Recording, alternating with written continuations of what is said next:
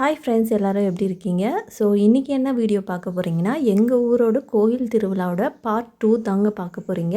So இது second day வந்து மார்னிங்கே பார்த்திங்கன்னா வீட்டில் எல்லா வேலையும் முடிச்சுட்டு என்ன செஞ்சிட்ருக்கேன்னா பாயசம் தாங்க செஞ்சிட்ருக்கேன்.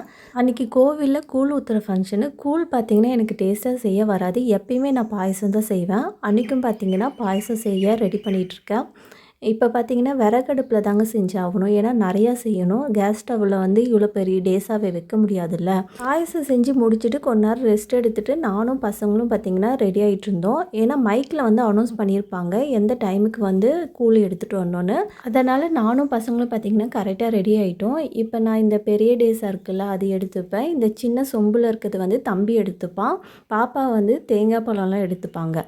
பசங்க 2 பேருமே என் கூடவே தான் இருந்தாங்க. இந்த வாட்டி ரொம்பவே சப்போர்ட்டாக இருந்தாங்க. ஸோ பார்த்திங்கன்னா கூட்டம் ஒன்றும் வந்துகிட்டே இருக்காங்க. நீங்கள் வீடியோ கண்டினியூவாக பாருங்கள்.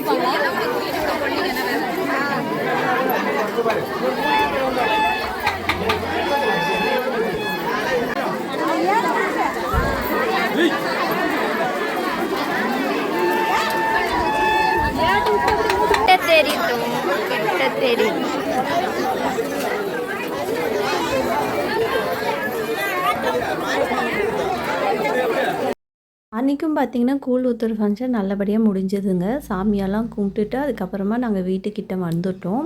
ஸோ நீங்கள் இந்த வீடியோவை பார்த்துருப்பீங்க. இந்த வீடியோ எப்படி இருக்குன்னு மறக்காமல் கமெண்ட் பண்ணுங்கள், ஷேர் பண்ணுங்கள், லைக் பண்ணுங்கள். நம்ம சேனலை ஃபஸ்ட் டைம் பார்க்குறீங்கன்னா சப்ஸ்கிரைப் கூட பண்ணிக்கோங்க. தேங்க்யூ ஃபார் வாட்சிங்.